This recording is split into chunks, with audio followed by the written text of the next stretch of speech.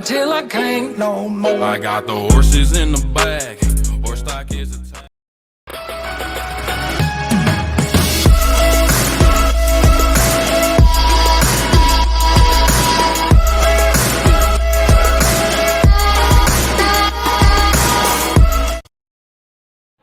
Hello everyone, I am Saubhagya and this is part 4 of set theory, and today we will study Venn diagrams. And before starting, I would like to tell you to please subscribe to my channel, and if you like this video, please hit the like button. So Venn diagrams, these Venn diagrams एक तरह का tool है which helps us to visualize the relationships between sets. ये एक तरह का you could say एक method है, जस्ट लाइक हमने सेट बिल्डर फॉर्म और रोस्टर फॉर्म पढ़ी थी जिससे हम सेट्स को रिप्रेजेंट करते थे, वैसे ही वेन डायग्राम्स भी एक फॉर्म है जिससे हम सेट्स को रिप्रेजेंट करते हैं. This concept was given by the British mathematician John when. उन्होंने हमें ये नया मेथड बताया था जिसमें हम ग्राफिकली सेट्स को रिप्रेजेंट कर सकते हैं. तो इसकी दो बेसिक नोटेशंस हैं. ये रेक्टेंगल यूज़ करते हैं हम यूनिवर्सल सेट्स को रिप्रेजेंट करने के लिए. तो यूनिवर्सल सेट्स के लिए हम रेक्टेंगल यूज़ करते हैं, और जो ये सर्कल्स हैं ये हम यूज़ करते हैं वेरियस सेट्स को रिप्रेजेंट करने के लिए. Now let us understand with some illustrations. So A अगर सबसेट है यू का, तो इसको हम कैसे ग्राफिकली शो कर सकते हैं? तो इसको हम ऐसे बना सकते हैं. यू तो हमें पता है रेक्टेंगल है, तो हमने यू को शो करने के लिए रेक्टेंगल बना दिया. और ए को हम एक सेट है, तो ए को शो करने के लिए हमने एक सर्कल उस रेक्टेंगल के अंदर बनाया. तो इससे क्या पता चला कि ए यू के अंदर है, यानी A lies within the elements of U. So A is a subset of U. अच्छा, इसको थोड़ा और कॉम्प्लेक्स करते हैं. यू के अलावा हम दो सेट्स लेके आते हैं, ए एंड बी. अब ए सबसेट है बी का, बट ए और बी इक्वल नहीं है, ये दोनों दिखाने हैं. तो चलो पहले ए और बी, पहले हम यू को तो बनाएं. ये हमारा यू हो गया यूनिवर्सल सेट. फिर इसके अंदर हमने एक सर्कल बनाया ए, ठीक है. फिर हमने बताना है कि ए सबसेट है बी का, लेकिन ए और बी इक्वल नहीं है. मतलब ए बी के अंदर तो लाई करता है, लेकिन बी ए के अंदर नहीं लाई करता. तो हम इसको शो करने के लिए एक बड़ा सर्कल बनाएंगे जिसके अंदर ए लाई करेगा. तो अब देखिए, ए बी का सबसेट है, पर ए और बी इक्वल नहीं, क्योंकि बी ए के बाहर भी बी में कुछ एलिमेंट्स लाई करते हैं. सो आप देख सकते हैं कैसे ये ग्राफिकल मेथड हमें बहुत ईजिली डिपिक्ट कर पाता है सेट्स को. Now let us look at the third example of illustration. अब यहाँ पे हमें A is a subset of B दिखाया हुआ है, लेकिन ये अब ये क्या चीज़ है? ये नया एलिमेंट है, इसके भी ऊपर एक डॉट है. इसको मैं आगे एक्सप्लेन करूँगा, बट अभी इसको आपको मैं बताने के लिए कहूँ, ये कहते हैं ए कॉम्प्लीमेंट. अब ए कॉम्प्लीमेंट क्या होता है? सिंपल भाषा में अगर कहें, ए के अलावा जो भी एलिमेंट बी में है उसे हम ए कॉम्प्लीमेंट कहेंगे, ठीक है. ए के अलावा जो भी एलिमेंट. तो अब इस सर्कल के अंदर ये ए है, ए के अलावा बी में क्या क्या है? ये सारे एलिमेंट्स हैं. देखिए, मैं ए को शेड नहीं कर रहा, लेकिन पूरे बी को भी नहीं कर रहा हूँ.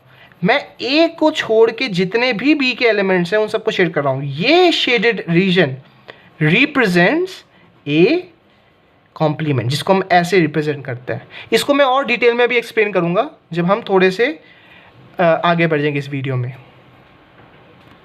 Now let us consider an example. Let A be a set in which 1 2 3 4 उसके एलिमेंट्स हैं, और B is a set in which 3 4 7 8 are its elements. So represent these two sets in a Venn diagram. तो अब इसमें हम बनाते हैं इसका वेन डायग्राम. ये हमारा हो गया यूनिवर्सल सेट, ये हमारा सेट ए हो गया. अब देखिए, ए सेट और बी सेट में 3 4 कॉमन है. ये देखिए, तो कॉमन है, तो दोनों में जो कॉमन रीजन है होने के कारण हम इसको बीच में इंटरसेक्ट करवाएंगे. और इस कॉमन रीजन में जो इन दोनों के कॉमन एलिमेंट्स हैं 3 4 उनको लिखेंगे, और जो कॉमन नहीं है उनको अलग से दिखाएंगे।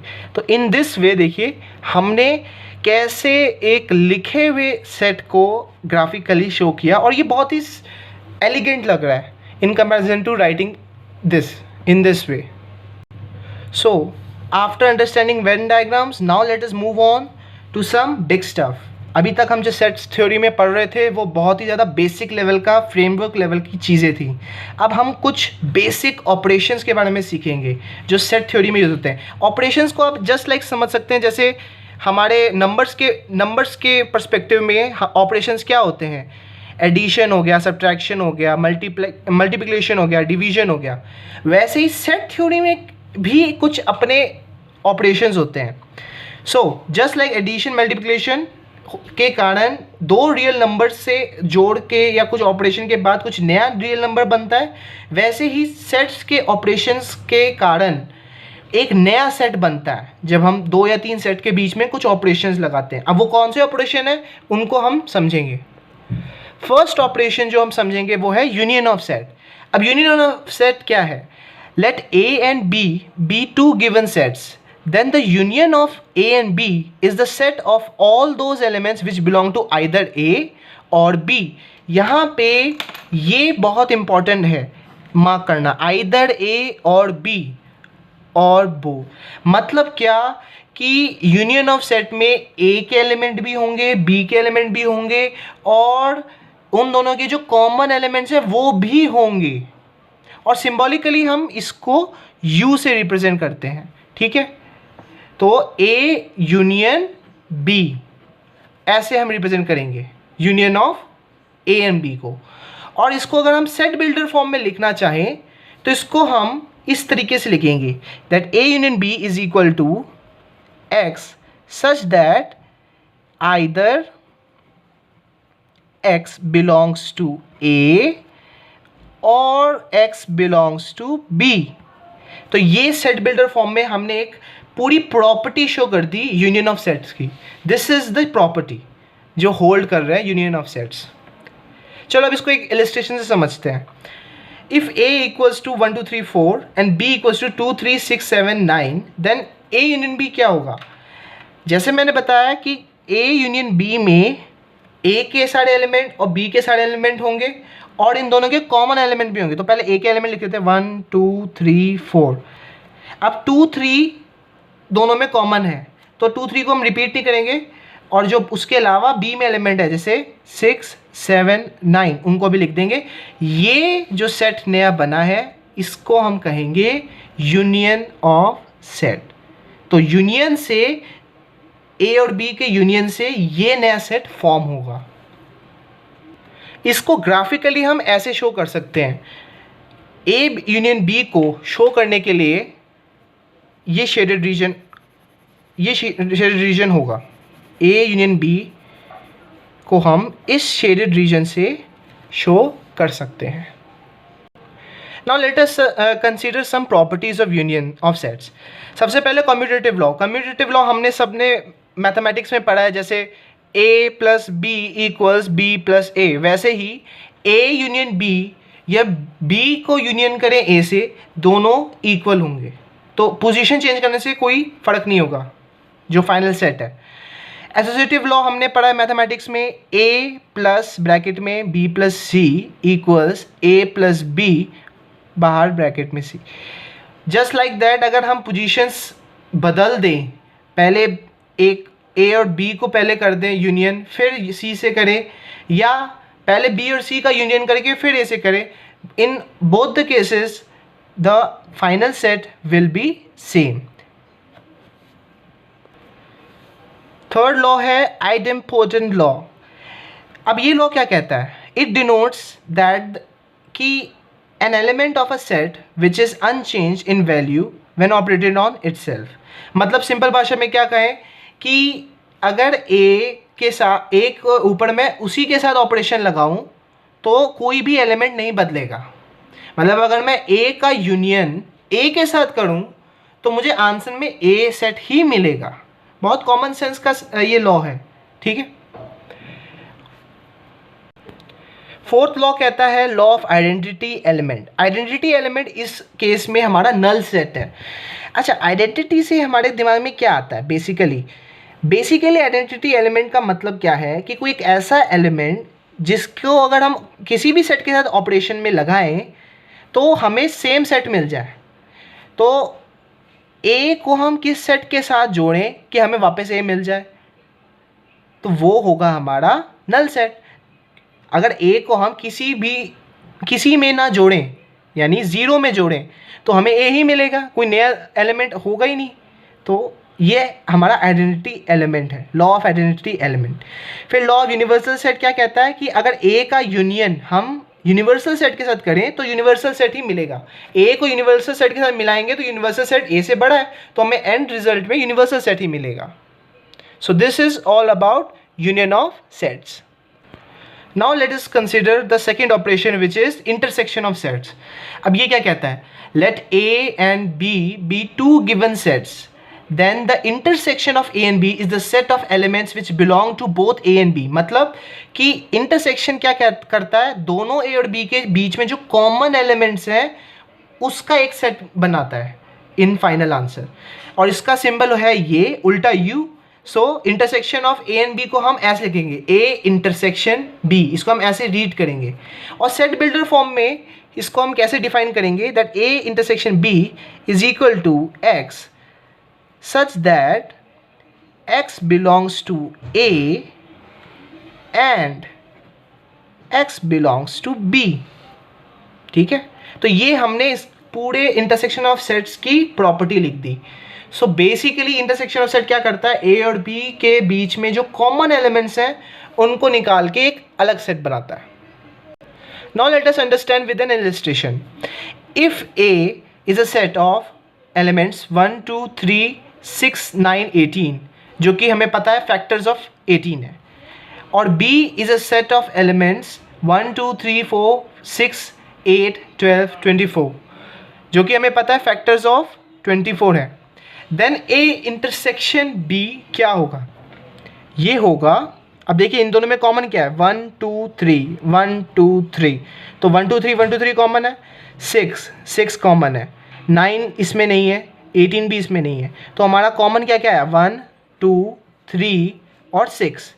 तो ये हमारा ए इंटरसेक्शन बी होगा। और इसको रिप्रेजेंट करने के लिए हम डायग्राम में कैसे रिप्रेजेंट करेंगे ग्राफिकली? इस शेडेड पोर्शन से। देखिए यहाँ ए और बी दोनों एक दूसरे को ओवरलैप कर रहे हैं। This portion will represent A intersection B. So now let us discuss the properties of intersection of sets. Just like union of sets, तो कॉम्यूटेटिव लॉ भी होल्ड करता है इंटरसेक्शन में, एसोसिएटिव लॉ भी होल्ड करता है, ठीक है, आइडेम्पोटेंट लॉ भी होल्ड करता है। आइडेंटिटी एलिमेंट अभी भी हमारा नल सेट ही है, ठीक है, और हमारा यूनिवर्सल सेट का जो लॉ है बस ये थोड़ा सा डिफरेंट है। वो क्या कहता है? ए इंटरसेक्शन यूनियन हमें ए ही देगा। ए और यूनियन, क्योंकि यूनियन के अंदर ही ए आता है, तो यूनियन और ए के बीच में कॉमन ए ही आएगा। सो इसको मैं दोबारा रिपीट नहीं करूँगा क्योंकि हमने यूनिवर्सल सेट में देखा है ये सेम आइडेंटिटीज़, ये सेम लॉज वर्क करते हैं। Now distributive law involving both union and intersection, ये लॉ बहुत इंटरेस्टिंग है और बहुत इंपॉर्टेंट है हमारे इस कंसिडरेशन के लिए, ठीक है, यानी involving both union and intersection. यहाँ देखिए इंटरसेक्शन है, ये यहाँ यूनियन है, यहाँ यूनियन है, यहाँ इंटरसेक्शन है। तो ये जो फॉर्मूला बना है इसको आपको देखिए एक तो तरीका है मेमोराइज़ करने का, लेकिन मेमोराइजेशन हर वक्त आपको लॉन्ग टर्म में हेल्प नहीं करेगी। तो मैं इसको एक ऐसी आइडेंटिटी से आपको दिखाता हूँ, डिस्ट्रीब्यूटिव लॉ की आइडेंटिटी जो हमने नंबर्स में यूज़ की है, जैसे a इंटू बी प्लस सी। ये हमने डिस्ट्रीब्यूटिव लॉ पढ़ा है ना छोटी क्लासों में। क्या होता था? a b से मल्टीप्लाई हो जाता था, प्लस का साइन आ जाता था, और a c से भी मल्टीप्लाई हो जाता था।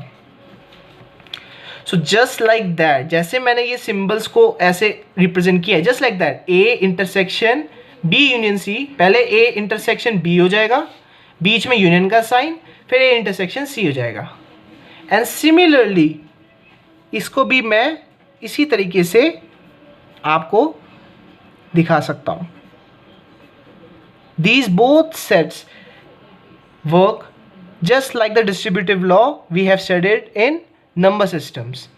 ठीक है, तो इसको आप मेमोराइज इजीली कर सकते हैं.